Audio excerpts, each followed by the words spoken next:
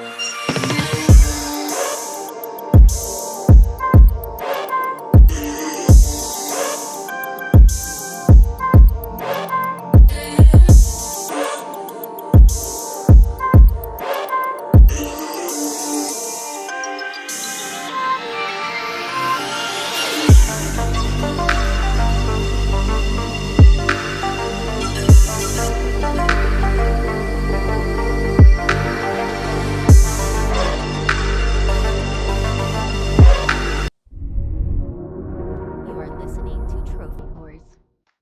your hosts, Tricky Nick, Alex, I Yield to No One, Sid, and Ender Phoenix.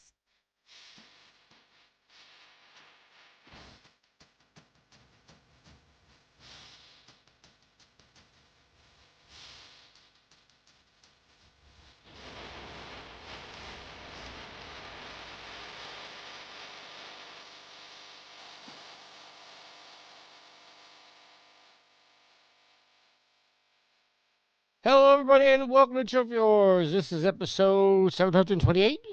Yes, I'm your host, Tricky Mick. Alongside with me, the man, the myth, and the legend. It's Alex.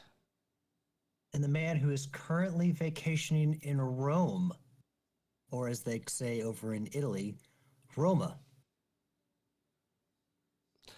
He brings the awesome. It's I Yield to No One. Tricky and I were talking before the show, and we're just tired. I don't know what it is with today, but man, it's definitely a lazy Sunday. He's the man that likes to set everything on fire. It's Matt. I've got some good burning stories this week. Oh, well, I probably could have used your fire skills in the game that I've been playing lately. I don't know. Maybe. Maybe it's a good thing, maybe it's a bad thing. Anyway, how the hell are you, gentlemen? As Yield says, me and him are tired. I'm assuming that Matt's probably tired and Alex is probably tired. Gentlemen, Yeah, I'd say we're all tired. I worked the last 2 days, so my schedule's been off all this week. Are we just getting old? It's getting. I mean, getting. I mean, you're only as young as you feel. Or you're as old as you feel. Well, it definitely doesn't sound like you feel young, so. No, I was just telling the boys, like, I went to bed at like 5 o'clock yesterday, slept until 1 o'clock in the morning, which is unusual for me. Got up, played an hour of video games, went back to sleep, slept until 11, another 10 hours, or another 9 hours. Got up, played more video games for an hour, and then went back to sleep and didn't wake up until 3 o'clock this afternoon. So, it seems like Saturday night and Sunday morning are my sleep catch-up days, because otherwise I only sleep for like an hour or two at a time. You do realize that you can't catch up on sleep, right? Why you gotta dash my dreams, man? I'm just saying, you're fooling yourself. You're a party pooper, you know that? I'm just trying to be real with you, Tricky. You're a pooper. You gotta sleep every night. Pooper of parties. All right. I have never once pooped at a party. Never? Never had to drop trowel in somebody else's bathroom? And not that I can think of, no. Maybe a Target or a Walmart occasionally, but I don't consider this a party. I mean, it depends on, who's celebrating. Gentlemen, let's do our updated trophy counts. What the fuck does that mean? I don't know. I told you I'm tired. Let's do our updated trophy counts. I have level 991, total trophies of 36,192 with 1,055 plats. Alex? Level 539, total trophy count of 11,539, and a platinum count of 214 and 213 games.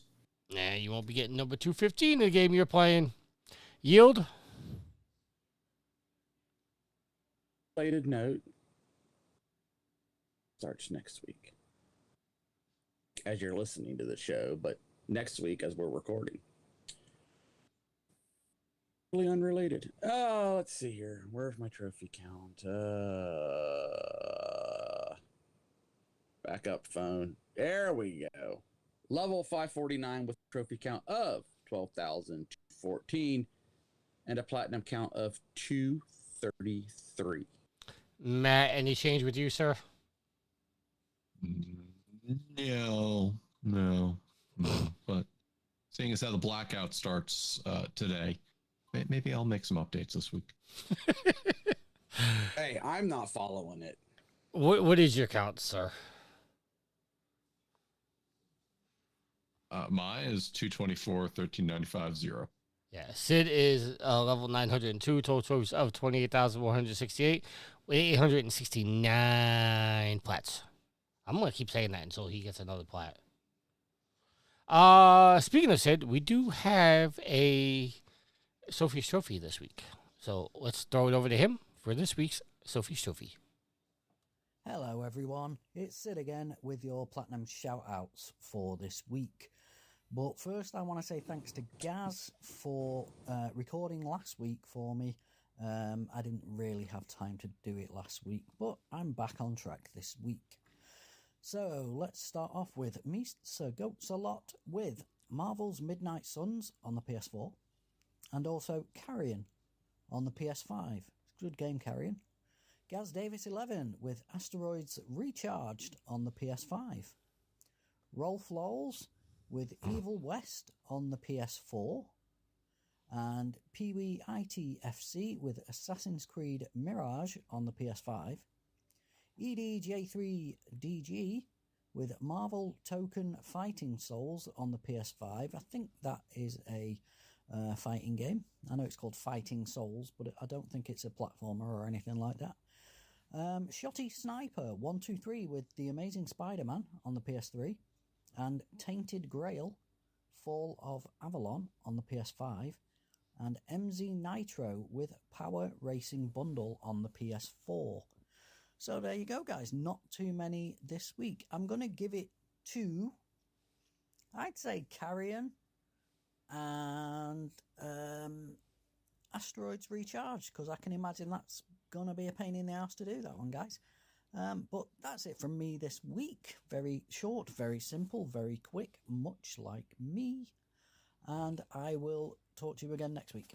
Take it easy, guys. Keep getting those trophies. Bye. You know, there's somebody, I just forgot how he pronounced it. Everybody pronounces the name differently. EDJ? I don't know. Yield. I know you're so excited, but can we have our rarity update, sir?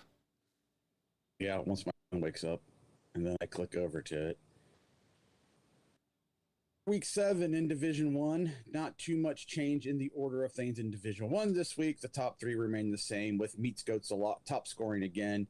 To extend the top, he had a score of 127 this week, taking him to 685 and a lead of 166 over second place Shoddy Sniper.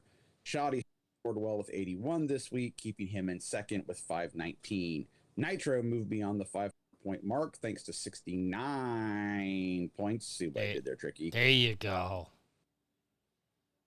505, he trails Shoddy by 14. The big mover was Marky Frazier, who earned himself 114 points, which was good enough to see him jump to 4th from 6th with 441 for the season.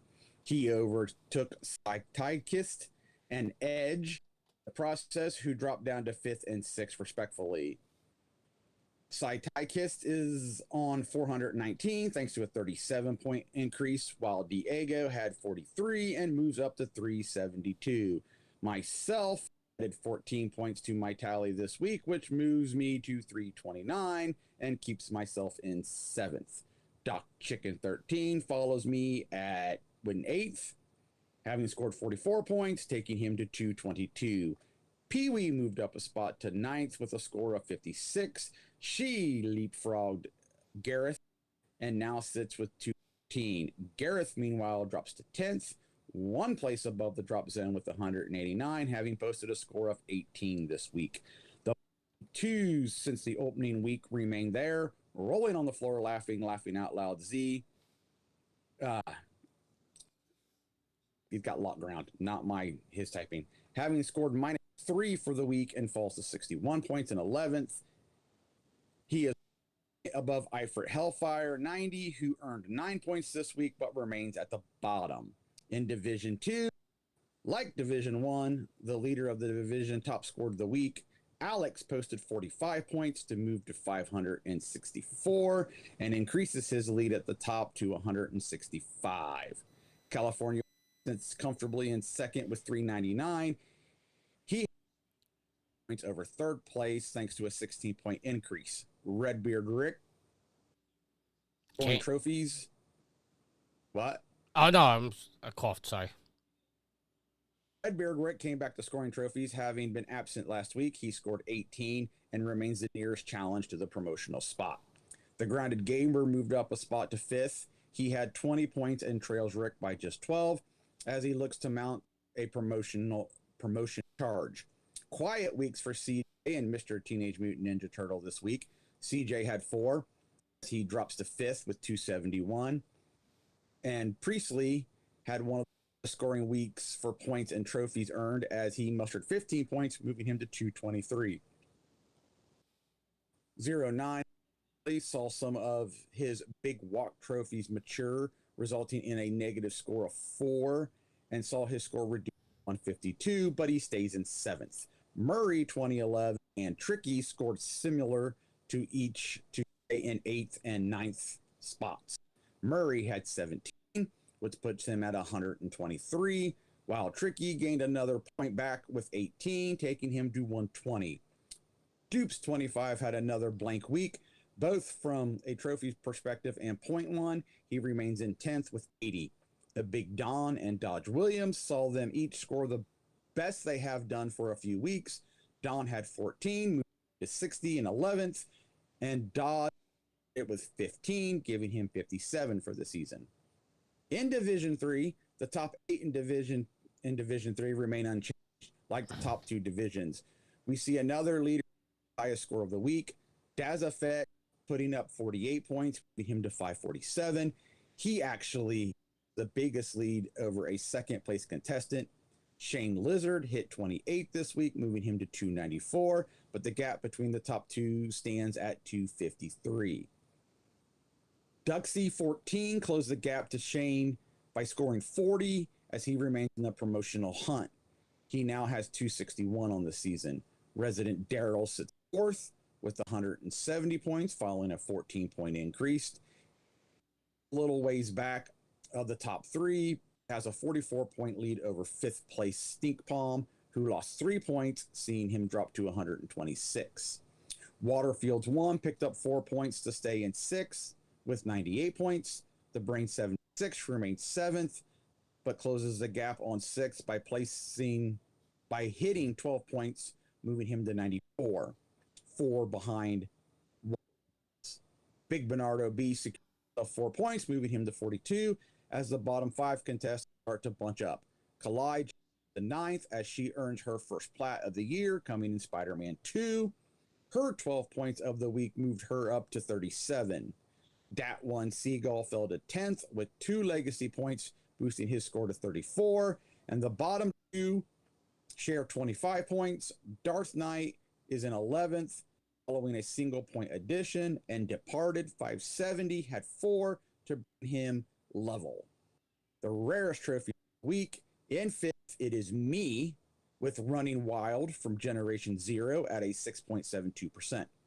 4th, we have Chicken 13, Bragging Rights from Madden NFL 27 at 6.55%. 3rd, we have Edge, Multi-Kill Binary Domain at 2.36%. In 2nd, we have Alex with Not Playing is Becoming Increasingly Oppressive and Dyad at 1.79%. And in 1st, we have Dazafet, Ultimate and Predator Hunting Grounds at a 1.19.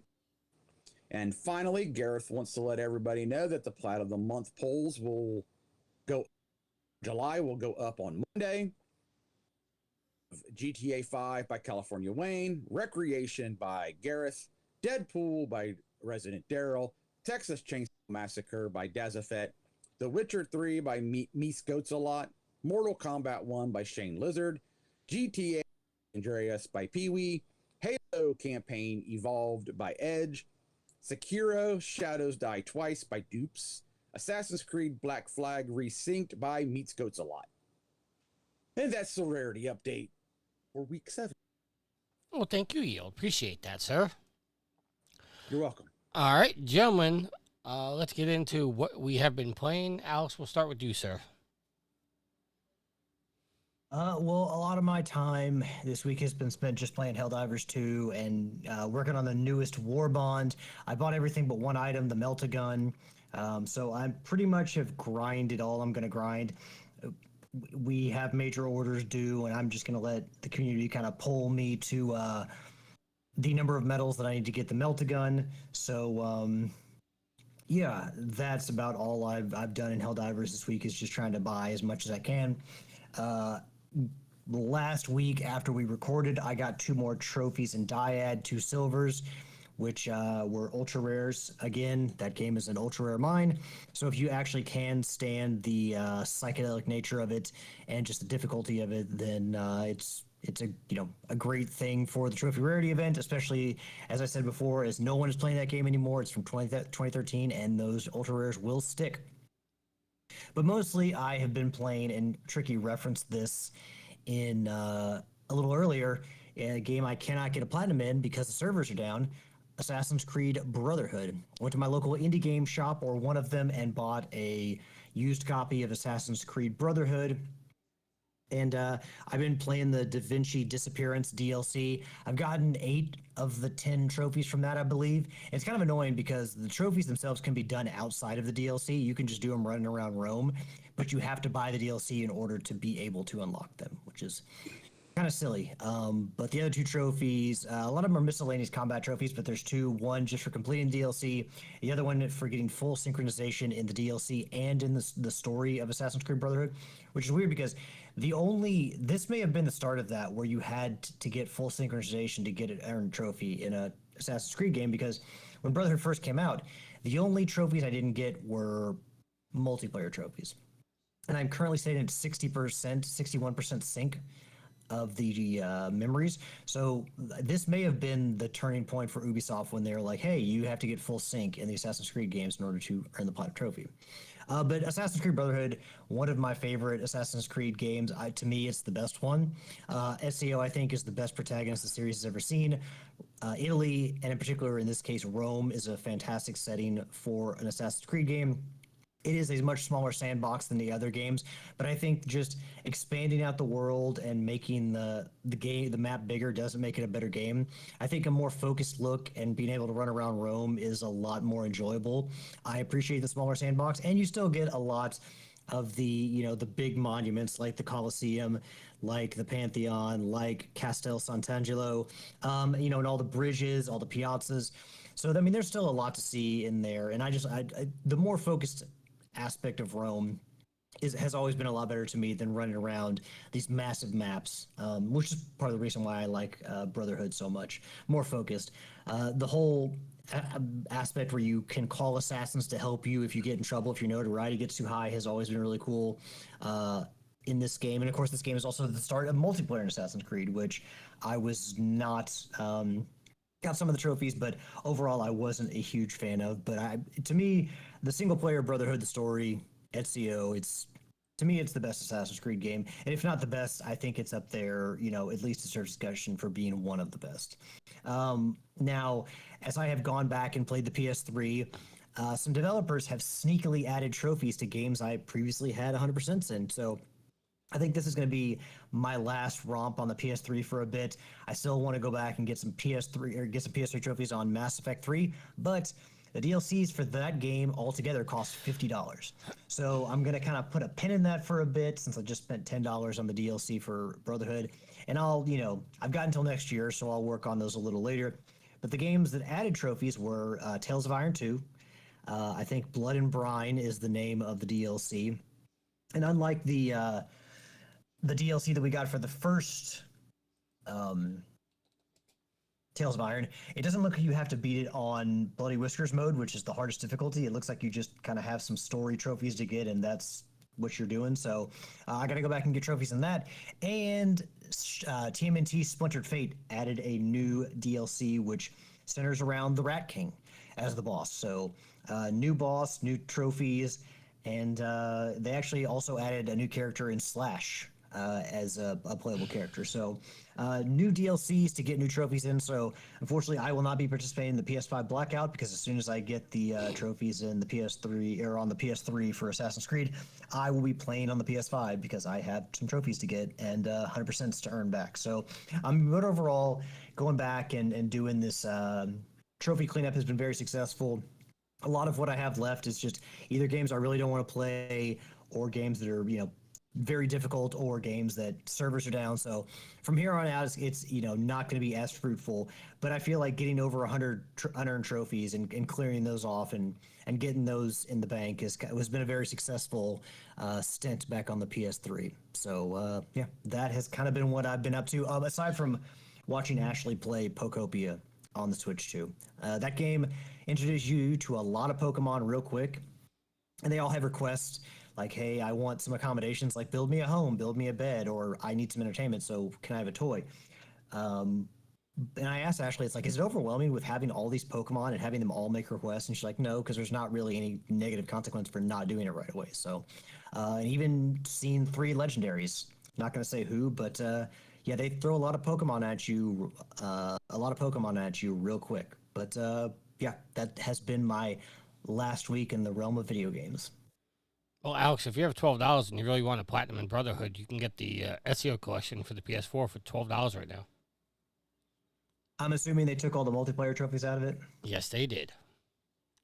Did any of the other games have multiplayer, or was that only Brotherhood? I think Revelations did too. Because I know that Syndicate didn't have it, and Rogue Remastered, well, they didn't have trophies tied to multiplayer, so they kind of cut that nonsense out after that, but it may have just been Brotherhood. Yeah. Well, yeah, it's on sale right now for $12 if you want to go get it. That's a good tip. Thank you. Yes. Yield, what have you been playing, sir? When I jumped back into Lego Horizon Adventures, only got 1 chapter to go, and then it's just, kind of some miscellaneous cleanup. And a lot of grinding. Get everybody to level 20. Actually, we haven't been doing too bad as we've talked. Well, as we unlock a character, play that character and move them up, and then my wife switch and then bring somebody else up and then switch. So we've got I've been playing as Aloy and almost got her maxed out, and everybody else is like 11 to 15. So I mean, still some but not as bad as it could. You want a pro tip? If you're I'm just gonna look it up once I finish the game how to level up quickly. But sure. Yeah, I was gonna tell you, if you're gonna play single player, then just put whatever character you need to level up as your second player, and they automatically level up as you're playing in a single player. So you can play as whatever character you want. So you can actually be leveling up 2 characters at the same time. That's what I plan on doing, but we were playing through it since there was no trophies tied to like all the other Lego trophies that earn everything in single player. Right. Since this one wasn't tied that way, we went back to doing like we used to with our old Lego games before trophies became a thing with them, which was we played those games together. So we've been playing through together. I'm just telling you, if you want to grind and she doesn't want to sit there and switch out characters, that's one way to do it. Oh, absolutely do that. Like I said, play Helldivers 2. I also played some original Helldivers and got Harry Balls on You, his platinum in that. We all did that yesterday, as a matter of fact. Played some Everybody's Golf.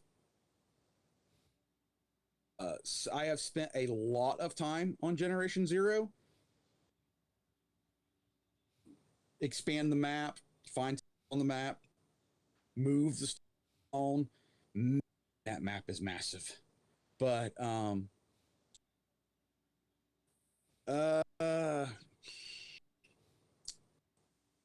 let's say that's it. I think that's everything. All right, Matt. We're going to call that everything.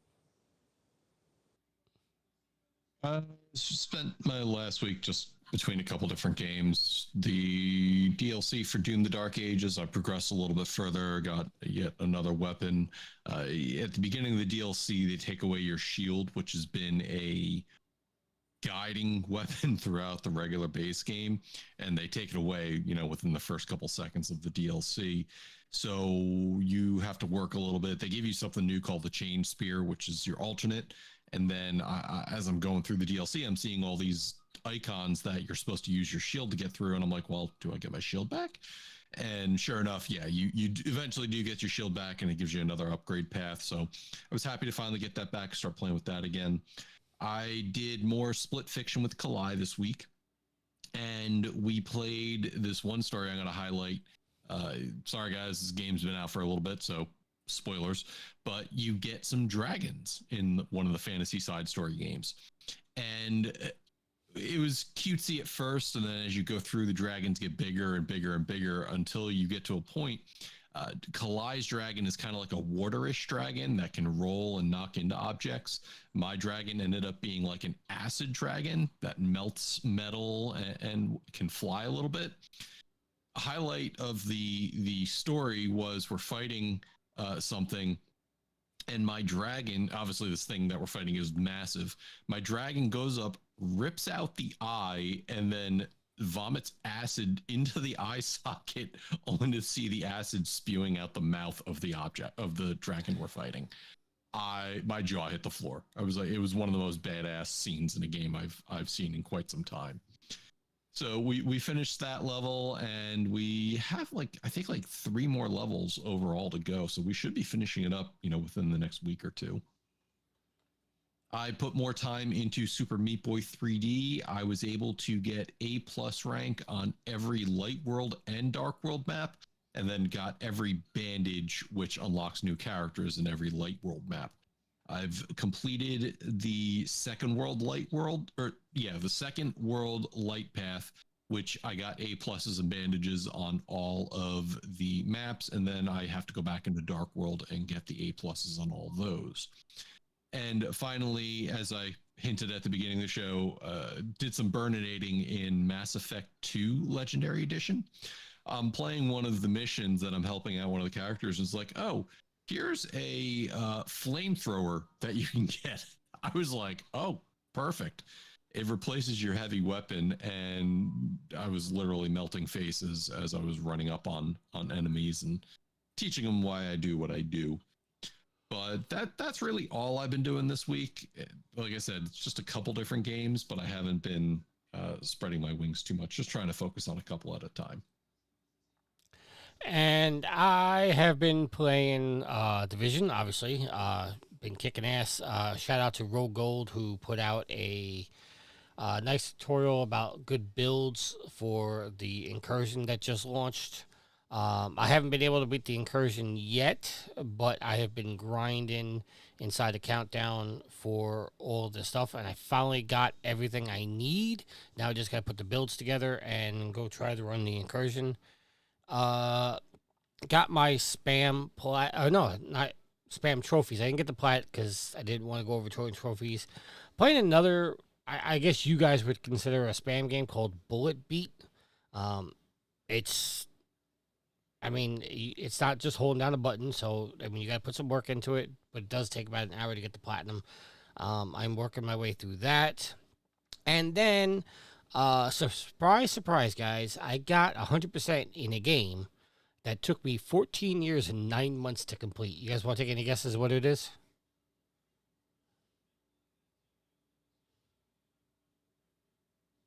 Jumping Beanstalk? No, it's a legit Lego game. Batman 2. No. Infamous Festival of Blood, which is the game I was referencing that I could probably use Matt's Fire in. The servers apparently are being shut down in a week, so there are 2 trophies you have to get before then. If you guys are interested, there's a trophy called Play, Create, and Scare, which you have to play 20 user-generated missions, and then there's another trophy called Count Dracula, which you can only get if you've played user-generated missions. if you do want to go and get those trophies, all you have to do is log on to the game, go into the thing, and then just search easy plat or easy trophy, and there's a playlist of things where you could just go in and knock out quicker missions. Like literally, you load in, the mission ends, and you get credit for it. You just have to do that 18 times more because 2 of the user generated levels are story related. You have to do those. And then, yeah, just finish them up. And I was able to do that today. So I got my 100% in Infamous Festival Wood. And I've kind of been itching to play an Infamous game too lately. So it's kind of like scratched that itch a little bit. And then I started playing Mafia. All 4 games are apparently on sale right now. You can buy all 4 games for $50. So I bought all of them. And now I started playing Mafia to work my way through that. I think that's all I've been playing. Yeah, I didn't do too much in Assassin's Creed Rogue. I am to the point where last week I think I was talking about I'm down to my last legendary fight. And then I got to do some other miscellaneous stuff. I got to find a good place where I'm going to get attacked from above so I can thwart that. Hopefully I don't have too many more of those. And then that's it. I think I'll be done with Rogue. So with that being said, Matt, it is your turn to shine with this week's topics. And we got a bunch of topics this week to discuss. First up, Nintendo doing what Nintendo does, waging their war on Switch emulators. So basically, they issued a DMCA takedown on about 400 more GitHubs. And it came through on August 21st from Tort Freak report that the proprietary developer platform had 7 DMCA takedown notices targeting Nintendo Switch emulator repositories, including the Suyu, which was the successor to the Yuzu emulator, which was shut down in March of 2024. And a couple other one. In total, there were 401 repositories that were taken off of GitHub, with 311 of them being Suyu based. And now that they're removed, they're basically get an error 404 on the site as you go there. So basically, Nintendo has claimed that these emulators were violating technological protection measures called TPMs. This is a little different. I mean, in the past, emulators, you just threw a ROM in and it worked. Now Nintendo's technology, they claim, like the later systems like the Switch and the Switch 2 have basically a technological measure built in to protect it from emulation. And they're saying that the emulators break these keys, which breaks the DMCA, the Digital Millennium Content Act, which ends up being a violation. So it's a little more complicated with emulation these days, where Nintendo can kind of go after the emulators, where in the past they couldn't. They used to have to go after the sites for monetizing ROM distribution, and now they're able to go after emulators directly. So this isn't going to be the end of Switch emulation. You're going to continue seeing more of them pop up, but I don't know, guys. The Nintendo being Nintendo, Tricky, this surprise you at all? No, not at all. And you know, I've said it on the show many times, I'm actually against emulators unless the only time I hate to phrase it this way. The only time I allow emulators to be in use is if you legit cannot play the game in any other way, shape, or form. Otherwise, I still see this as pirating. And I'm probably never going to change my opinion on that. Yield. If buying isn't owning, then pirating isn't stealing, right? I hate that phrase. That's absolutely right. I fucking hate that phrase. Dollars. Take no quarter. Has been fighting emulators all along. And on it, you know, I like the fact that if you can't play the game, this is a way to preserve it. But stand on emulating it when you can still get a hold of it. So helpful on that subject. But yeah, I'm not surprised Nintendo is going after those people, making them shut it down. Got it. Alex, any thoughts on this? I mean, I don't know exactly what was on the emulation. I mean, everyone kind of would see this coming. Nintendo is they're gonna protect their IP, so I get it. But again, it's one of those things like if it's a game you can't, if Nintendo doesn't have it on one of their channels or they didn't sell it, on a recent console, and like Nintendo is not the kind of company that I would say like is gonna let you play just any of their games willy nilly. If they own it, if it's their IP, it doesn't matter if they can sell it to you or not. They're probably going to try to shut that shit down because maybe they can sell it to you in the future. But it all goes back to the idea that none of these companies want you to own shit. Even if Nintendo isn't currently selling it to you, they still don't want you to have access to it unless it's through them. So they're going to, protect themselves, protect their property, and it's a reminder that at the end of the day, no matter who you think is the good guy in any kind of discussion, these are all companies that are trying to make money. Nintendo's no different. So no one should be surprised by this. Again, depending on what is on the emulators, does matter. Because if someone's like, yeah, I'm playing this Nintendo game that I can't play anywhere else, then I don't give a shit. But if it's like, oh, I'm emulating, Switch 2 games, like, well, no, pay for that shit. Well, it's the emulator themselves that they're DMCAing. So there's no games on them. Nintendo's just saying that the tech breaks their TPMs, which going through the emulators is a way to get to. You have to use the emulator to get to the games. So it's a way of getting to the people's ability to play the games, right? Not the games correct. Themselves. Yeah, correct. But I mean, still, like it's. That prevents you from playing any game, whether it's purchasable or not. So it's to me, it's them. They again, they don't want you if they own it, they don't want you to play it unless it's through their channels. So no one. I'm talking in circles now, but I have a feeling that whether you can buy it or not, Nintendo's not going to let you play it. So. Thomas is in the chat. He says, Tricky, it's time to boycott. Will says, Corporal Mick has spoken. And then Thomas comes back and says, they steal, we steal. They're not stealing from you. Gee, oh, my God. I can't do this week. So I'm going to say this now. I think that the phrase, if you go to every fucking video and some jackass has to say, well, if pirates are using stealing, but I hate for that God's phrase. sake, say something fucking original. I hate that phrase because every jackass uses it. It's stupid. Yield, you're a jackass. I wear it proudly.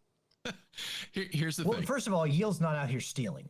And I don't think Yield at any point is not. Yield's not going to use emulators in his life. He's not going to go through that. And also, Yield's not going to steal games. I know Yield's not going to do that. I'll say this.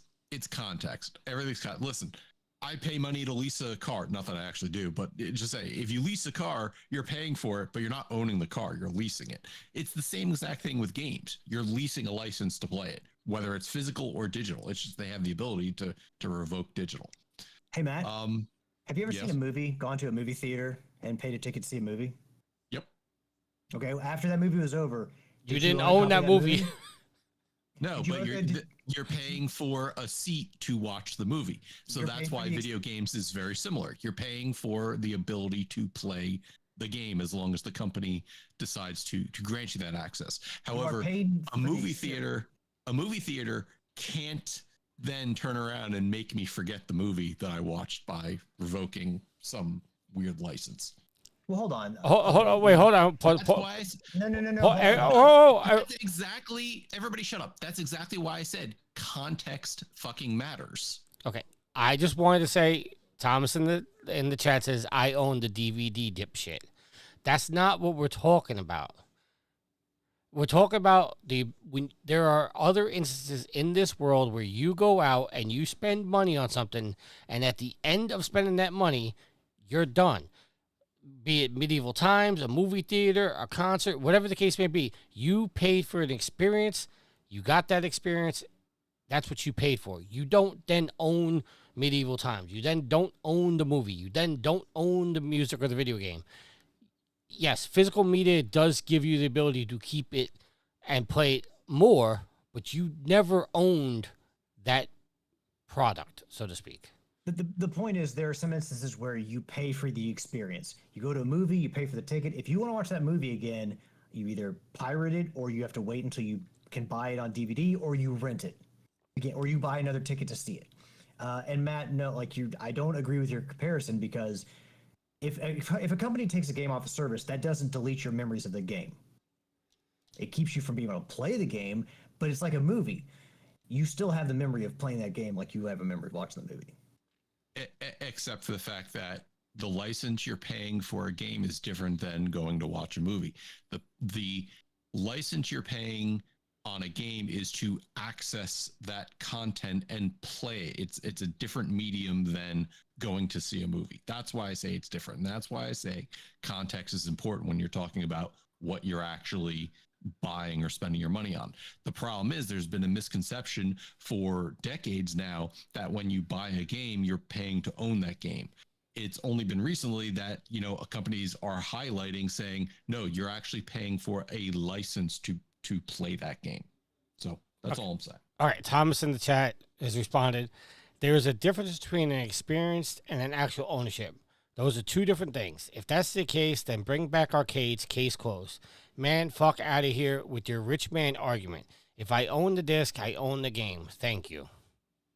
Okay, well, first of all, we do have we have arcades and arcade machines and an arcade convention here in Louisville, and so yes, it's just as time has gone on. So you used to be able to like take a cartridge and over to your friend's house and plop that cartridge into an SNES, and you could play it on their SNES.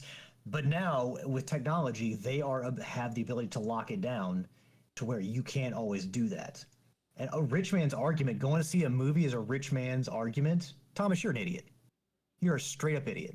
Oh, come on now. Be nice. No, he called us a no. He has hurled insults our way, and he said shit too, so he's going to take it. All right. Moving on to our next story. Please. All right. So you all know that that Horizon Hunters Gathering game that was supposed to be a live service game that was coming out that everybody said, why the fuck are we getting this instead of Horizon 3? Yes. Yeah. Guess what?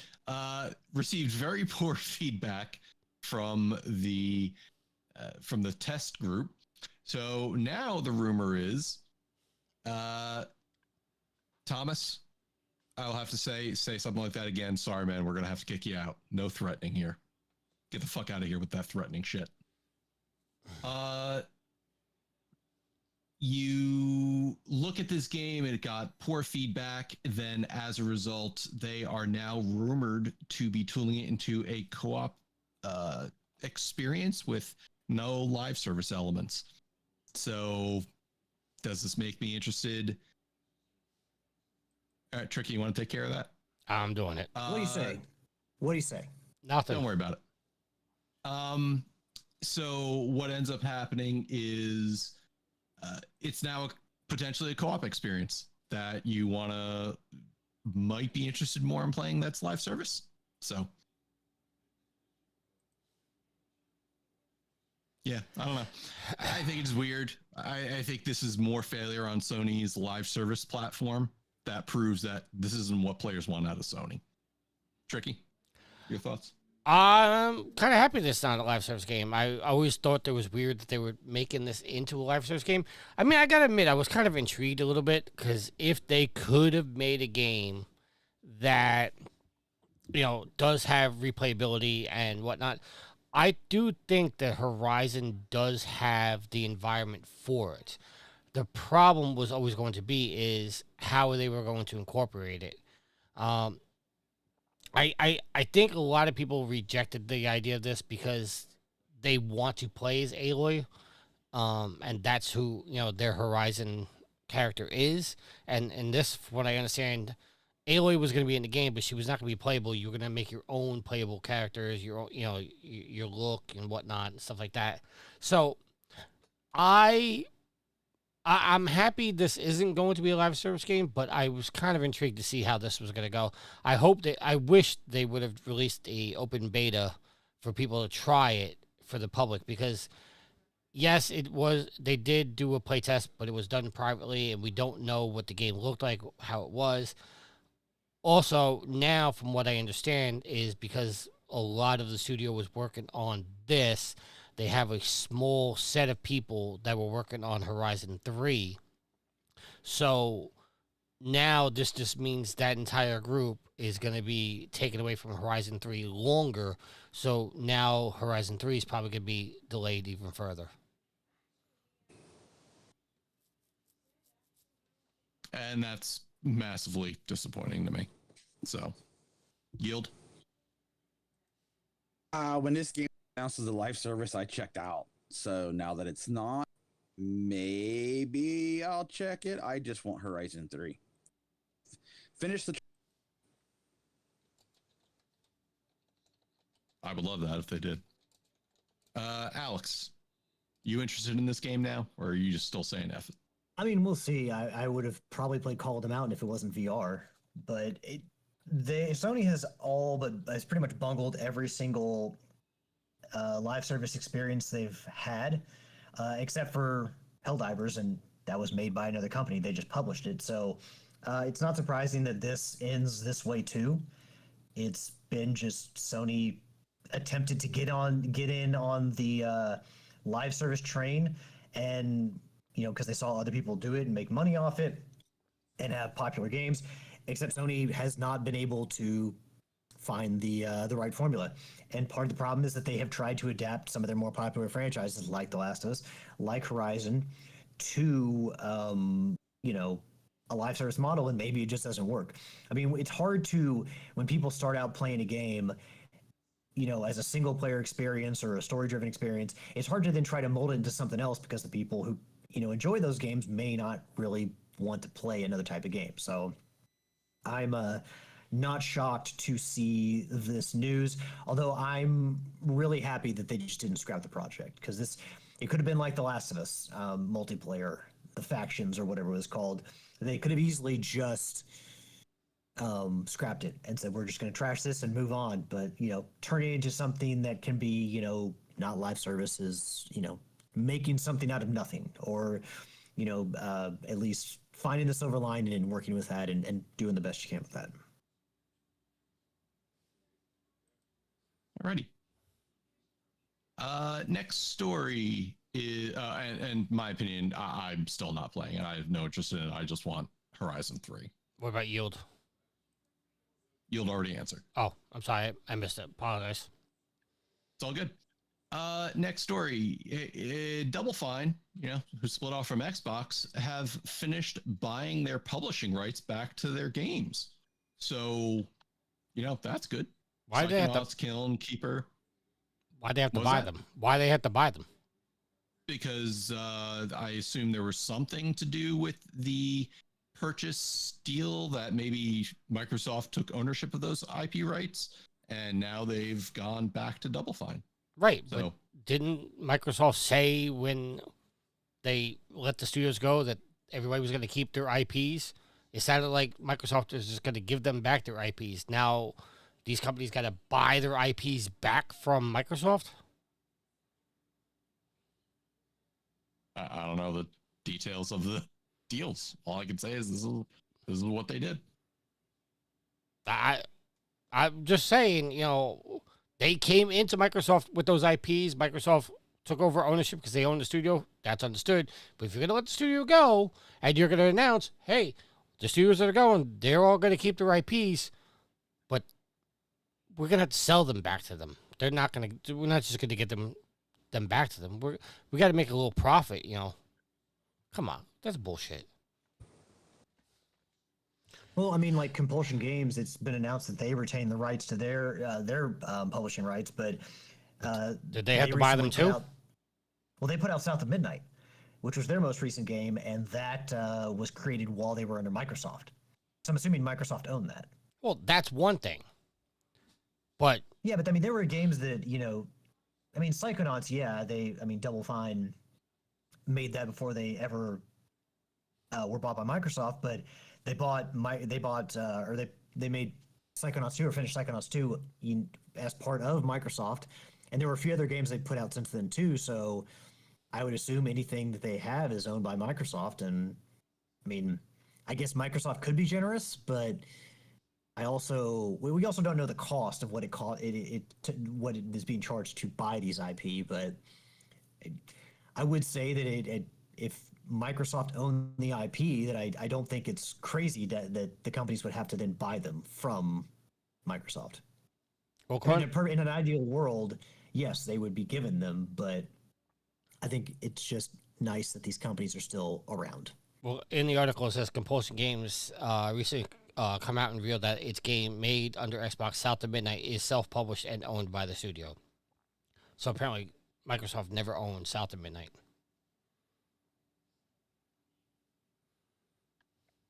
Okay. Well, I mean, there's the next story I had, which we might as well talk about. It was Compulsion Games pulls off management buyout, and they actually separated from Xbox. So yeah, now we talk about how these companies that are splitting off are able to kind of get ownership back under their way. But if they don't own their IPs, then they have no way of generating revenue immediately, and they have to go seek funding for whatever next project they want to do.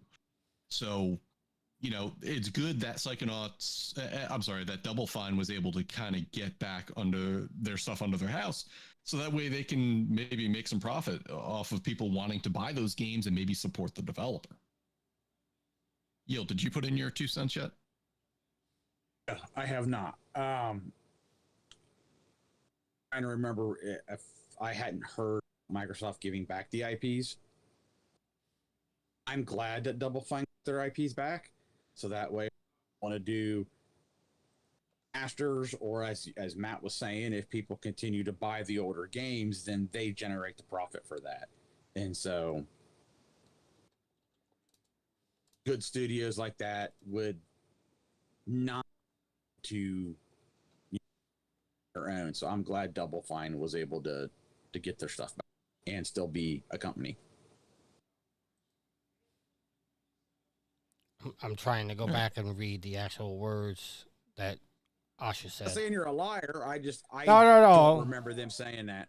I want to make sure I'm right in what I said.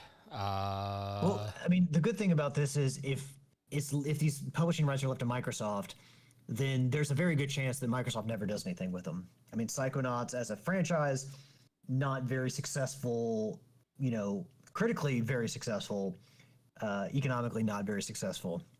And so they're at least, the IP is at least in the hands of a company that will likely do something with it or could do something with it. I mean, you look at the instance of Sony owning or PlayStation owning Heavenly Sword. We're probably going to never see another Heavenly Sword game. And of course, now as I say that, that'll get announced. But Ninja Theory made that game. Sony owns the rights. We've never seen a sequel. Apparently, Ninja Theory wrote a sequel, hoping to do one, but it's trapped in Sony's, you know, coffers. So we're probably not going to get another sequel. So that's just an instance of it should hopefully revert back to the people that made it, because they're the ones that have the real love for the IP and, you know, are more likely to do something with it. Okay, so going back to the original statement when they announced, it says Compulsion Games and Double Fine Productions will return to management and transition in to independent studios with their IP catalog and runway for their next games. Then it also says Ninja Theory and Undead Labs have entered terms to join new ownership with funding to complete and grow Senua and State of Decay 3. In France, Arcane's management is being required consultation with its works council to review potential strategic options. So maybe I'm reading this wrong, but the way it read to me was that they were letting Compulsion and Double Fine go back to being independent, and they were just letting them have their IP catalog and catalogs. I could be wrong. Maybe I'm interpreting that wrong, but that's the way I understood it. And in chat, Will says, "What's Double Fine's biggest IP?" That Costume Quest was his favorite. Brutal Legend. The article says Psychonauts dev now owns. You're arguing that it's between Psychonauts and, yes, Brutal Legend, I think, are the two biggest ones they have. With Brutal Legend having some significant names attached to it in the way of voice acting and modeling. So What about I don't stacking? know. I love stacking with the Russian nesting dolls. That was a great Oh game. yeah, that was a good game. I think that, I mean, Brutal Legend was probably the most expensive single game for them to make, but they're probably most well known for Psychonauts. Although Tim Schafer may be best known for the Secret of Monkey Island, or the Secret of Monkey Island games. Okay.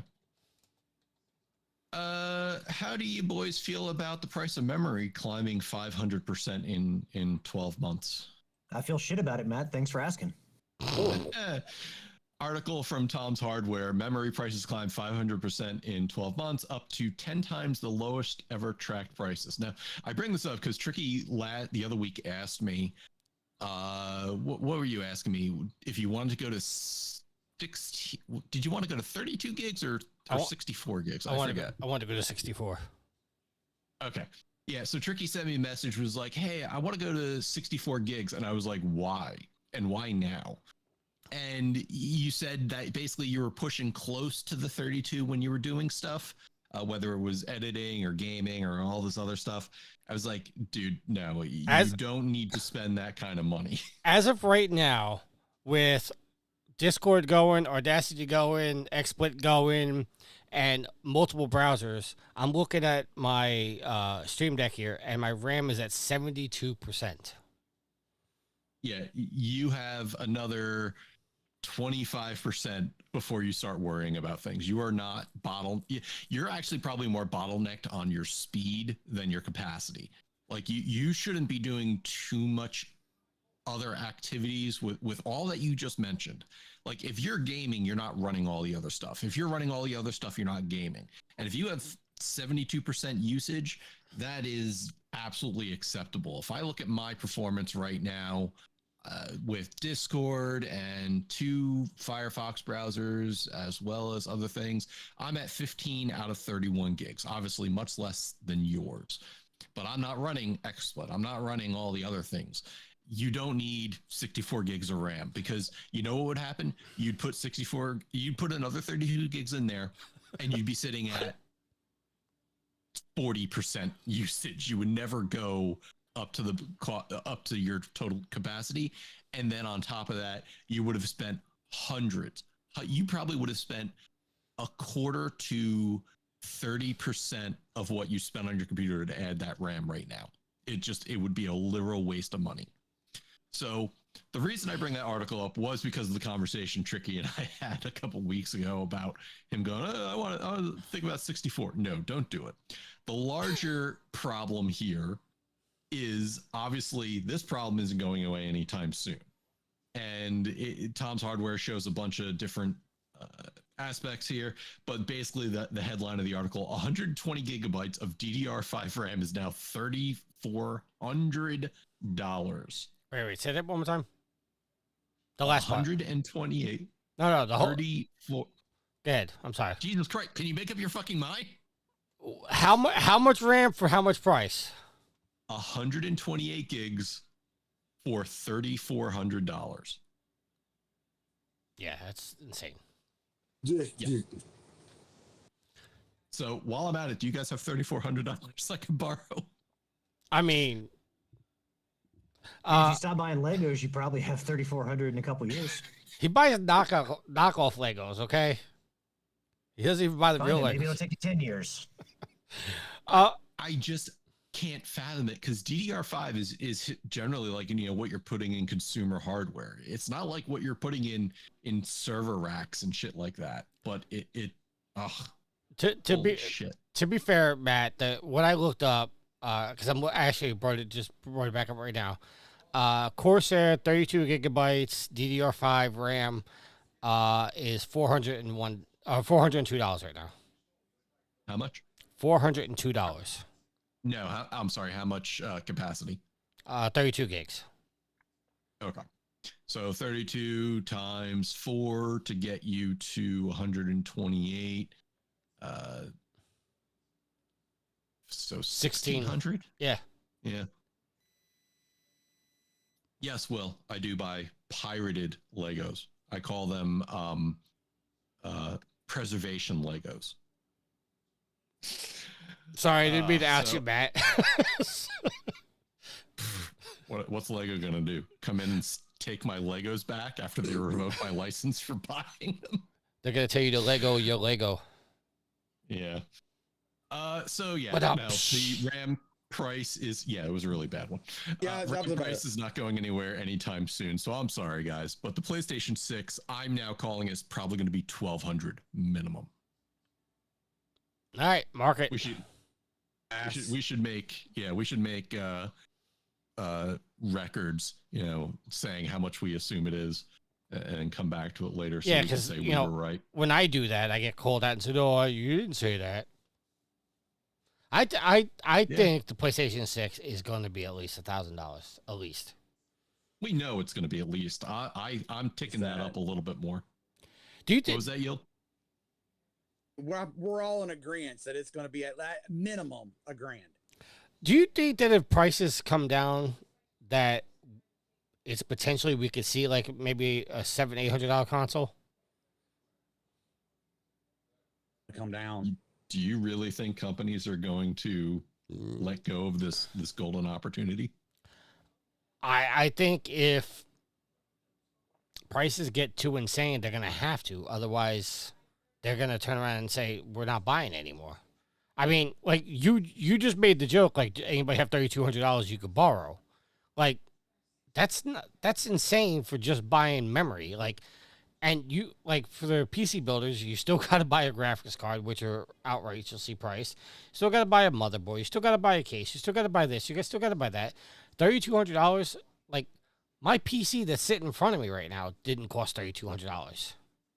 And I'm not gonna say it's top of the line, but it's pretty much up there. Yeah, it's when people.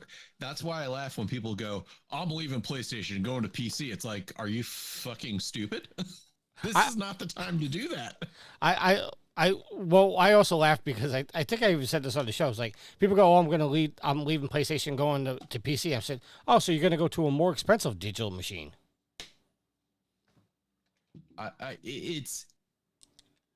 I think on the Steam side we have a little bit more assurance and protection than PlayStation, not much.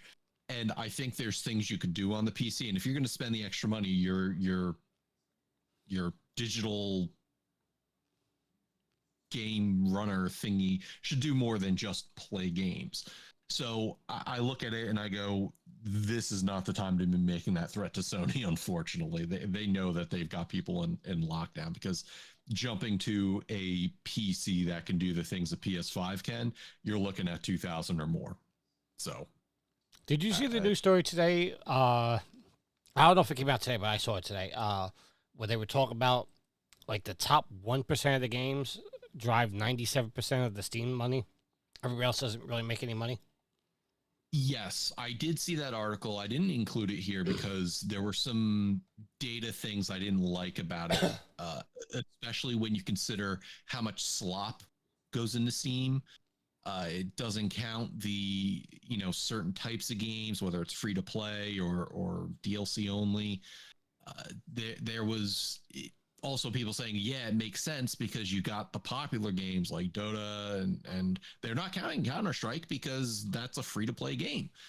So it's like it's skewed in the aspect, but also the way that they came up with the numbers, they were doing it based off of the review system, which is not indicative of a game. To give you a quick understanding, they would look at a game that has 30 reviews on it and go, well, then that game made this much money based off of the price and Steam's cut.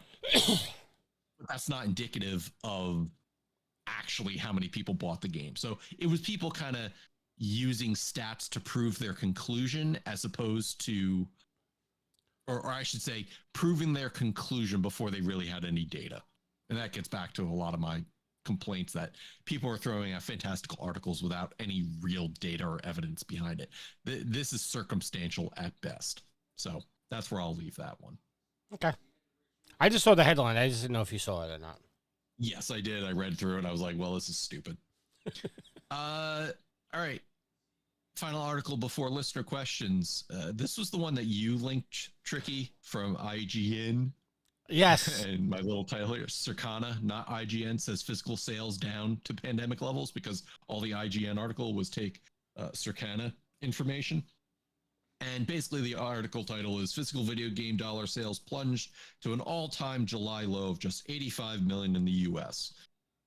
So the thing I'll say is this depends on Circana and their stats, which is an interesting concept because now I just saw a similar article where it said Xbox will no longer be reporting their digital sales to Circana, which then takes that entire thing out of context and say, well, now I don't know what's true. I don't know what to say.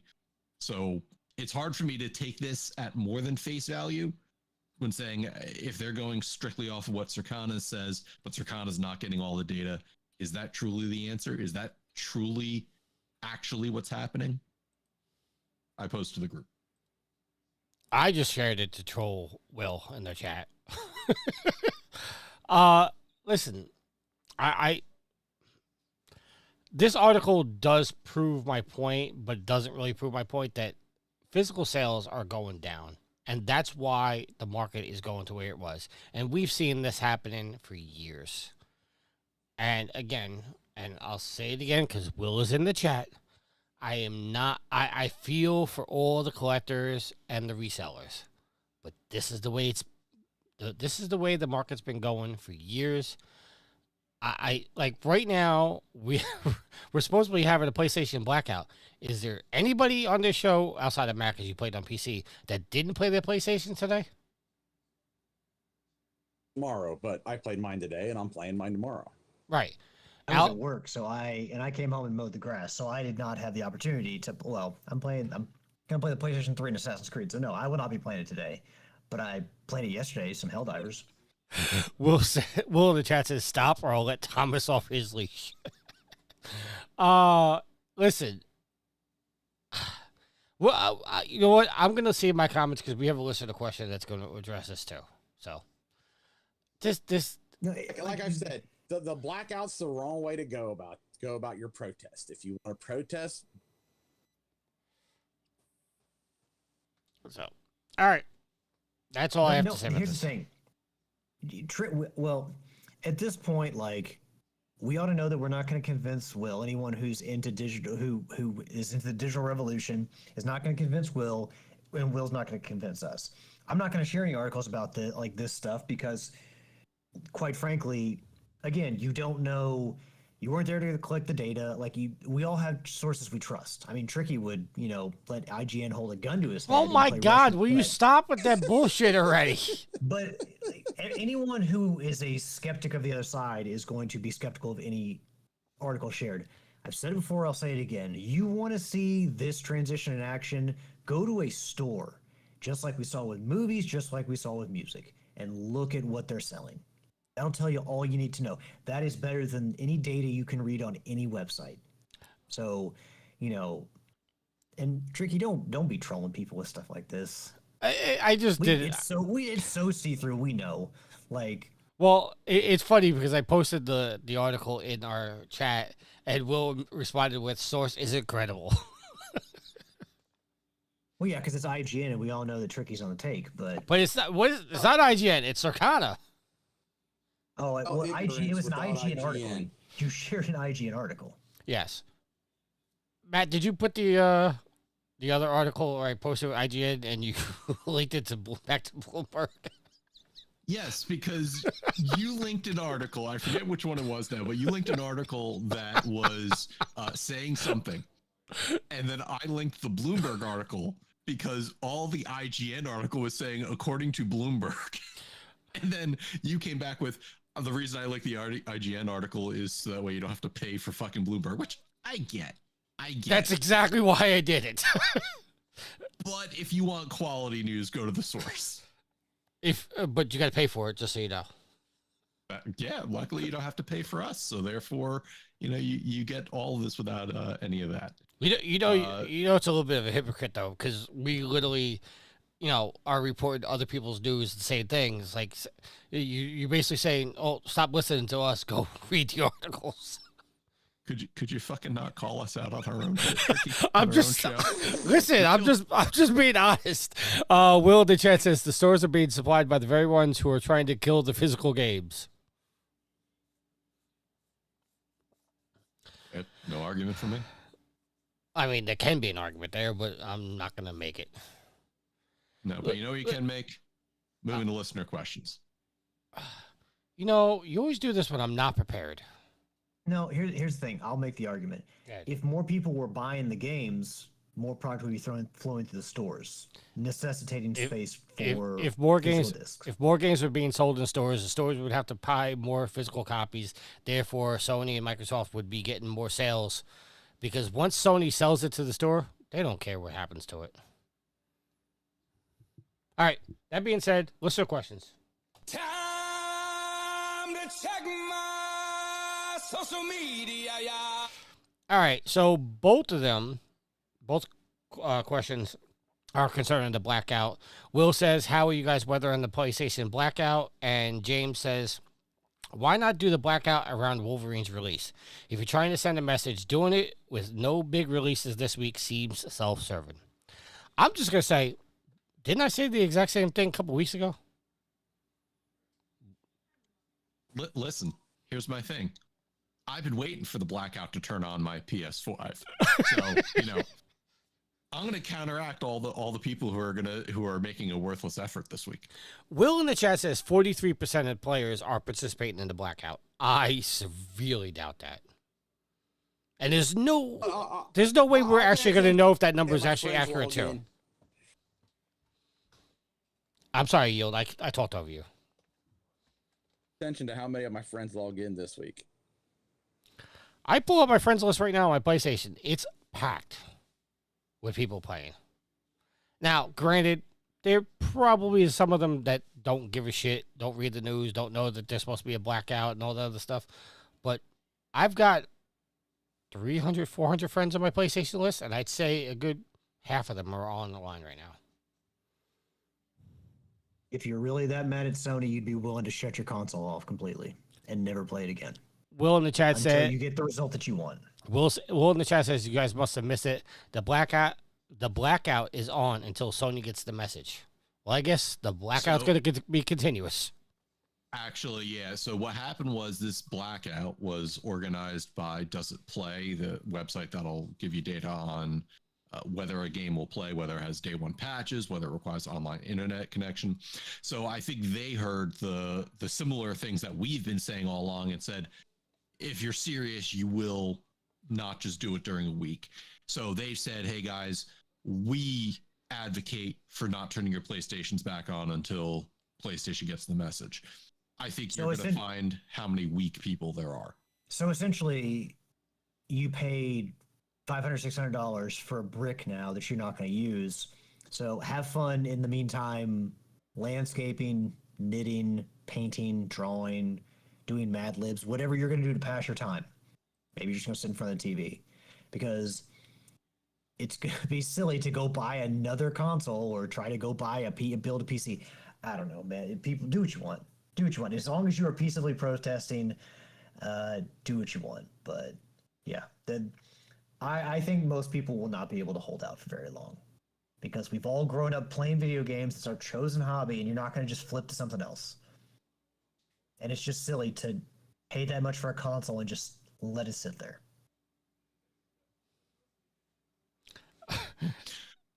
I have a question, though. Go ahead. If a detective called you guys and said, were you with Tricky on such a day and time, would you lie to law enforcement? Oh my God. Tricky?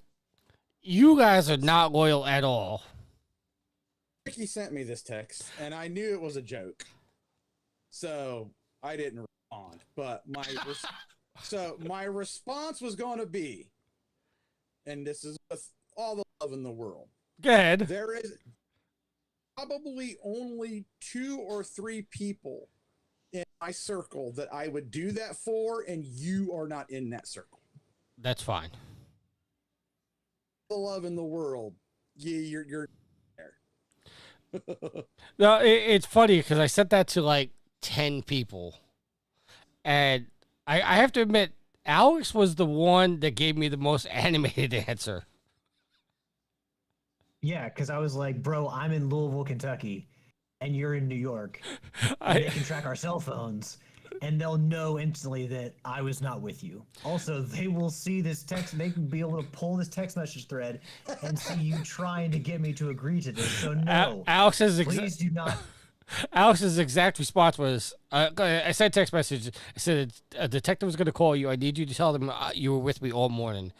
Alex responded. By the way, reading that at first was fucking wild. Alex responded, what? Why would you say such a thing when I live in a different state? I said, you got me or not? He said, it can be easily proved that we're not, in fact, together. Also, pretty rough position to put me in without knowing anything. Also, they could pull the text messages of this conversation. To be clear, please do not involve me in whatever shenanigans are. Are you more insulted that I would not have your back like that, Tricky, or are you more insulted that I believe this actually might be real? I don't The know. detective might be calling me. I mean, with me, it's possible, you know. How many people said they got you? 6. Of the 10, how many did you message? I think it was a total of 10, but 6 of them said they had my back. Did they all live in New York? No. Matter of fact, hold on. I got one was a very classic response. Hold on. Did you message Daryl? Was he part of this? Yes, he was one of the ones that had my back. I sent this to a friend of mine in Virginia. They said, in Virginia, of course I was with you. We were working on the yard this morning before the storm hit. You did the mowing and moving furniture while I did the weeding and trimming and cleaned up the kids' toys.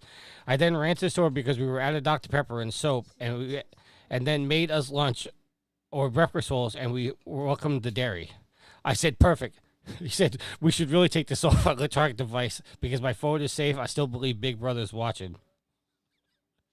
So, yes. That was the best response I got. Matt was like, I got you, as long as it's legal. I said, I have your back in every way that is legal. Yes. I said, I don't make it a habit of lying to law enforcement officers. To be fair, it was a social media thing that I saw. I was like, you know what? Let me try to see what funny responses I get. I didn't think anybody would actually take it seriously. I just wanted to see what funny responses I would get. Of course. And Alice is like, don't involve me in your shenanigans. I am absolutely not sure what you're capable of. Of me and your shenanigans. I like that. All right. I think that was all our questions, right? That was all our questions? Yep. Yeah. Before we move on, you brought up Does It Play? So I went to their Facebook page to see, like, you know, the posts and whatnot. And they were doing, like, individual posts on, like, who's supposed to be turning off their PlayStation at the time. Somebody on the USA post put, I've been offline for 13 years since taking over the family farm. As someone who relies on physical media, I am with you all. That's fair. And then somebody said from the Europe one, I'm definitely participating, but do I need to delete the PlayStation app on my phone? I seldom use it, but does it have to register as me as logged on? So there are people taking this seriously. I just don't think it's going to do anything. All right. So, Matt, back to you for our topic of the week.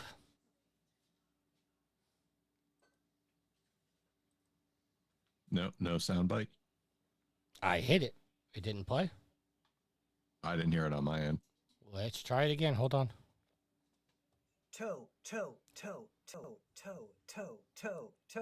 Topic of the week. Well, fine then. Fuck you, Matt. Okay, good. I heard it that time. I can say it again if you want to hear it, Matt. You can always say "fuck you, Matt." I'm good with that. I was just gonna say toe. Oh, well, there's that too. So you guys ever see that funny picture or movie or reel or whatever it is where somebody goes, "There's a leak under the sink," and you go running over there. There's a leak under the sink, like a physical plant. Anyways, that's CyberLeak's entire shtick now, where over the past week they've been putting out leaks of GTA 6. And it's kind of got the internet in an uproar now because, well, people are like, yeah, I kind of want to see what's going on. And this, I think, is kind of in response to a couple different things. CyberLeak has come out and said that they're really annoyed with how often Rockstar has delayed the game and the secrecy behind it and not really giving us everything that we're supposed to be seeing. And obviously, over the last week, we talked about it where Rockstar's putting a preview behind Netflix, so it's kind of like a paywall before you even get to see it. So they're no with that. And they've released some footage highlighting a couple different things, including the ability that you're going to have to fill up your car on gas, some of the movement options, driving around. I've only really watched the one video. But our topic of the week comes today from Kotaku saying Take-Two asked for court to subpoena trove of records from Microsoft and Discord as it hunts for GTA 6 leaker, written by Ethan Gatch. And this is kind of in line with everything that we've seen, and we've really had a lot of conversations behind the scenes about Rockstar and what they're doing and how are they handling this? Are they going to possibly find the leaker? And the question becomes, and the leakers so gone out and air quotes proven that they have a full build copy of the game. So I haven't seen any proof of that myself personally. But they've also come out and claimed that they have multiple copies of it spread across various sources to ensure that if they do get taken down, it's not just one source or that they have, what do they call it, Tricky, a kill switch, that if they somehow get taken offline, it releases the game or releases files of the game unless they take action. Yeah, from what I understand, there's a PC build of the game, which was not announced at all, that they have made a PC version of it, that if for some reason he's caught and apprehended, it's set to auto release. He has to, from what I read, he has to put in a code at least once a day to keep it from not releasing. And if he gets caught, obviously he's not going to be able to put the code in, and the game will just release. So he's threatened that PC players are going to get to play Grand Theft Auto before console players are. Which, again, I think is going to take a certain amount of hoops to jump through, and you have to know what you're doing to be able to do that. So if it happens, it is what it is. But in Microsoft and Discord have advised... Yeah, I would, yes. Microsoft and Discord are obviously said that they will comply with legal requests and records and requests from law enforcement. And we were talking about this in the group to say, how safe does this guy think he is? Obviously, it seems like he's got some capabilities, or I say guy, this group, whether it's behind 7 VPNs, as the old meme would have you believe. But if the guy has VPNs across different parts of the world, it's going to involve different law enforcement organizations, different legal entities that they're going to have to engage. It's not likely this is going to happen anytime soon, but this being Rockstar, maybe they're going to start pushing their weight around a little bit and use their legalese to expedite some of these requests. Hawks, the more likely he'll get caught, so he should probably kind of just lay low and not bear when the bear needs to be poked, so to speak. Has this been confirmed, whether it's a group or it's one person? All the things I've seen say it's a group. Okay, because everything I saw was one person, but I mean, I didn't dive too deep into it. So I don't know. I mean, this whole thing is doing nothing but harm to not only Rockstar, but the entire system, because this is not going to prove anything. You're holding Rockstar for responsibility for the digital only stuff, and I don't know, Matt, while I'm speaking, can you look up his list of their list of demands that they put out, because that was kind of telling too. So yeah, this is not doing anything but pissing off people that don't need to be pissed off. Like Rockstar, yes, they were the first person to say, hey, we're releasing this game digitally, but Rockstar didn't come out and say all our games are going to be digital now. They just said this one. And a little. Hauser has gone on. Oh, sorry. As I say, has gone on record and say that there still needs physical media. Yeah. So a little preview of the project that me and I teased with you guys with. Me and Daryl are trying a new concept where we're going to try to release short YouTube videos and TikTok videos and Facebook videos where we bounce, topics back and forth. And one of the things I said, because this is one of the topics we talked about, was the fact that it is my suspicion, which I have no facts behind it, that with the way they were talking about GTA 6, that old classic tricky. the Here's my thing. I have no facts behind it, but here's my. well, the rumor is that the GTA 6 map is 5 times larger than what the 6 map is 5 times larger than what 5 was. So it's just my suspicion that the game probably does not fit on a disc, and therefore they didn't want to release it on multiple discs because it would suck that you drive from one part of the town to the other part of the town. All of a sudden, a message pops up and goes, "If you want to continue, please change discs." So it's just my belief that the Grand Theft Auto 6 was released digitally because it did not fit on a disc in a way that would make people happy. So they were forced to release it digital only. Now, is it possible that they can find a way to reduce the size in the future and put it out on a disc? Absolutely. Rockstar has not said that they would not do that. So, I get the frustration, but I don't get the logic because Rockstar is not the problem here. If you want to go after somebody for going all digital, go after Sony right now because they're the ones that said they're going to go all digital. Rockstar did not say that. Well, first and foremost, the only thing I want to jump on is your claim about having to switch discs. No game does that these days because what it does, like on Red Dead Redemption 2, it'll provide a data disk that installs all the data and then the game disk, which has other things on it to authorize you to play. So what'll end up happening is with a game like GTA 6 with this, and I believe you, I agree with you to say it probably fits on multiple Blu-ray DVDs.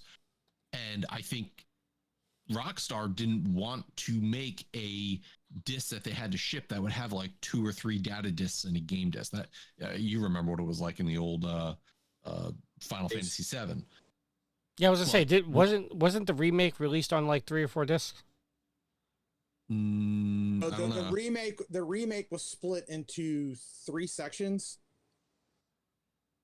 3 different games, but I think the game itself, the first one and second one, were on. Well, I'll look that up. But to answer your other question, Tricky, the 3 commandments of CyberLeak: thou shalt not sell digital pre-orders. Thou shalt not sell fake single-player DLC. They're talking about that. Those ordering the Ultimate Edition get extra stuff that's already in the game files.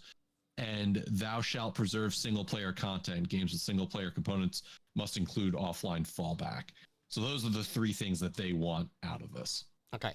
I could be wrong, but I thought the remake was released on different discs. But see, Final Fantasy is different because Final Fantasy, you're not actively like with Grand Theft Auto, if you're like being chased by the cops or something like that and had to stop to change a disc, that would be frustrating, at least to me. Final Fantasy is different because you're not in the middle of a battle saying, "Hey, switch out of the disc." It's saying, "Okay, to continue with the game, you're going to play on this disc from now on until the next." You disc. also didn't install that game on a PlayStation 1. Like these games get installed on hard drives. No, so, I'm talking about the PlayStation 5 versions of it, the remakes. I know. That's what I'm saying though, is the remake came with 2 discs. A data disc, which you put in first to install the game, and then a game disc, which you put in to authorize you playing all the data. Okay. All right. So yeah, it's basically a game of chicken now to say, are you going to call CyberLeak's bluff to not release the pirated version, which I think they're already in enough hot water as it is. And what would end up happening is they release it, they're going to face even more charges. And don't get me wrong, at least one fall guy is going to get caught in this sooner or later, to your point, Yield. somebody is going to take the fall. And I get what they're doing. I understand it. Do I agree with it? No. I also think this reeks of a little bit of entitlement. You know, whether you believe you own the game or not, that's not what I'm talking about. I'm talking about everybody dogpiling on Rockstar from you're not releasing stuff fast enough, or you're not getting us the information we want to buy the game. Like, the company's going to do what the company does to put out the game that they want. It's all the hype and everything behind it that drives this type of activity. It's their business method that really is upsetting people, whether it is digital only, the DLC, the Ultimate Edition, or whether they're releasing information or not. You have self-proclaimed Robin Hoods out there being like, I'm doing this for the little people, when in actuality, the things I've read is this group is also pushing their what the heck is that called? Cyber Bitcoin, money. Yeah, cyber money. Yeah, that they're doing all this stuff, but also pushing their own financial incentive, which I think is just very hypocritical if true. Yeah, to me, all CyberLeak is doing is just hurting the entire argument, because now I think there are going to be some people out there just going to be stubborn, like, well, we're not going to cave to this. So I don't know. I severely doubt that he has a workable PC build. I mean, if you go to their Twitter page, you know, they're posting pictures of it being working on a PC, but I don't know if that's just like a craft or a perfectly done picture. Yeah, so I don't know. I got nothing. I can say the video that was there, some people are saying it's from an older build, but you saw like Will had shared it, and 5 seconds later his listing got taken down. You know, it's obviously Rockstar doesn't want it out, whether it's not representative of the game they want to put out, or it is representative and they don't want it leaking early. You can go either way with that argument. All I want to say is I find it absolutely funny that supposedly the reason they went digital was so that way there would be no leaks. They got hacked and it's getting leaked. Well, so the question is, Rockstar has come out and said they don't understand how it's out there. They don't know if maybe this was a tester that got a disc early, or there's no indication of how this person got this stuff. So were they last week? We don't know. We do an article last week that they thought Rockstar India got hacked. Or am I wrong in that? I don't think we covered that. I read that.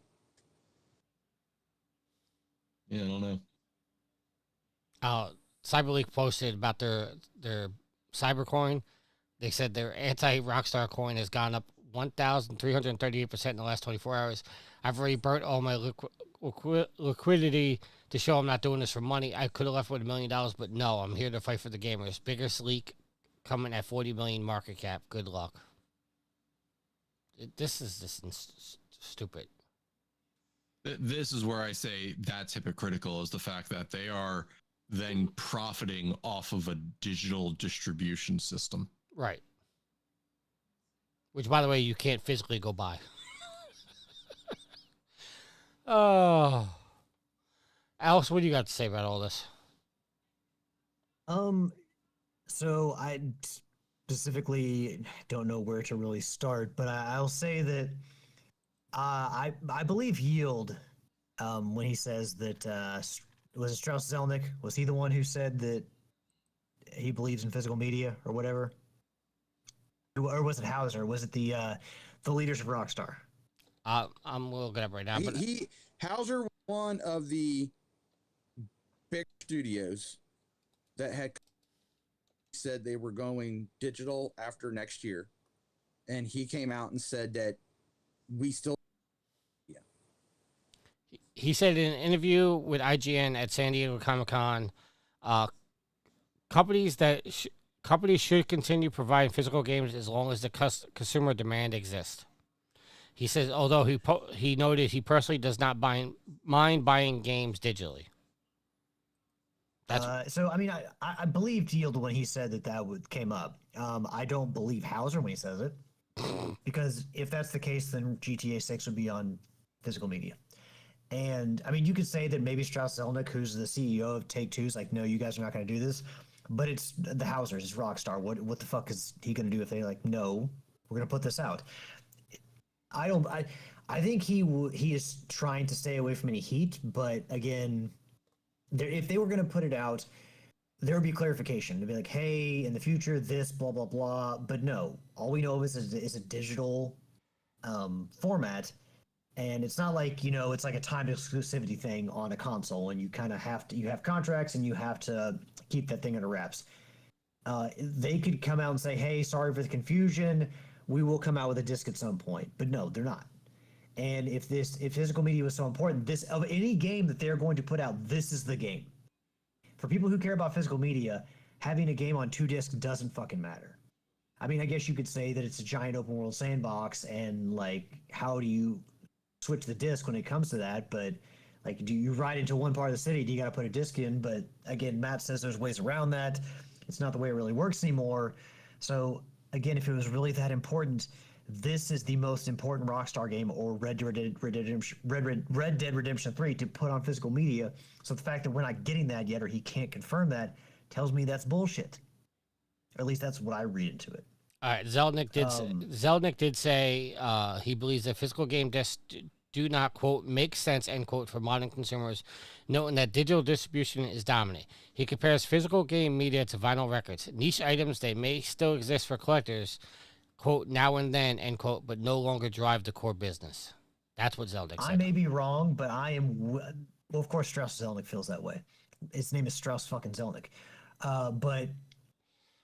I don't know what that means. I could be wrong, but he has like a supervillain name. But I would think the Hausers have enough cachet and power to be like, no, we want this on physical media. Like, maybe I'm wrong. Maybe they're being completely overruled, but I would find it hard to believe that the makers of GTA, of all things, would not be able to make that call. But we'll see. It may turn out, maybe there will be a physical edition one day. But I find it very interesting that it's like physical media is so important for the demand, and yet here is a prime example of a game that is very much seems like a test case for going to all digital to see who is willing to just be quiet and buy it still. And that's my take on it. I think if physical was so important, this game would be on physical media, and they would come out and say yes. And the argument I'll bring against the whole vinyl thing is vinyl has one of the biggest resurgences in media these days, where people, fiend for vinyl. The thing about superior quality. And this may be different from where you all live, but I know that Target, where I live, had a very small selection of vinyl, but mostly you have to go to a specifically like specialty store, like a vinyl store. Like, we've got music stores in town, indie stores, like locally owned shops that have media, like vinyl release days, and they carry a good selection of vinyl media, but you have to go to like a specialty retailer for that. So that'd be like GameStop being the one who sold all physical media and no one else really selling it. Unless you want to go to like Barnes & Noble, where everything is extremely fucking expensive. But yeah, I mean, CDs dead, tapes dead, 8-track dead, but I mean, vinyl, yes, has had a resurgence, and you will probably see that with every medium. You'll probably see small niches have, I don't know if we'll see Laserdisc come back for movies, but you'll see resurgences here and there, pockets. Now, how long will they last? I don't know.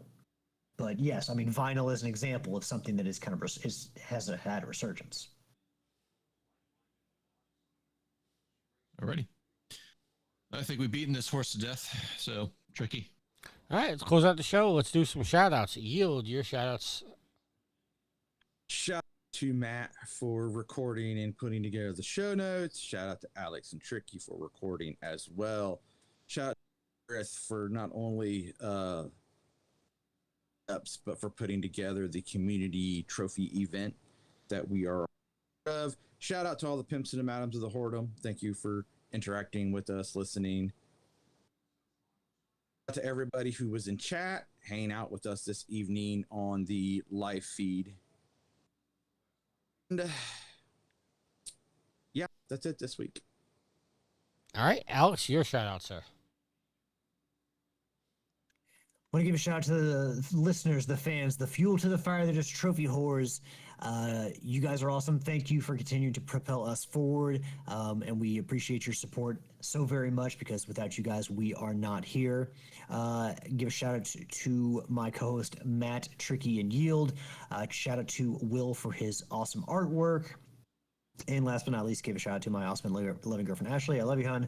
And that is going to be the end of my shout outs. All right, Matt, your shout out, sir. Shout out to you, gents, for recording. Shout out to the Channel 3 community. Make sure to check out channel3.gg for gamified social media.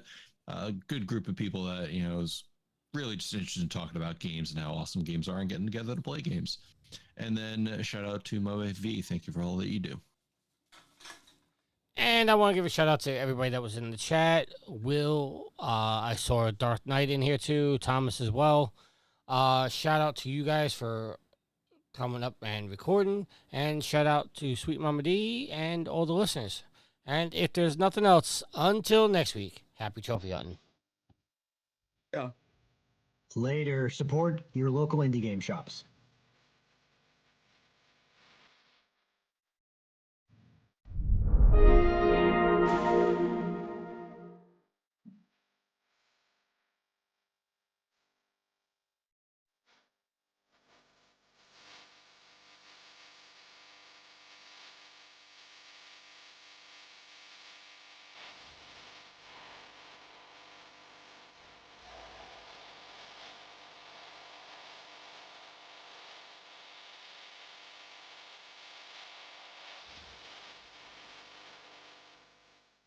The theme song is Venus by the band Even off their album Zenith.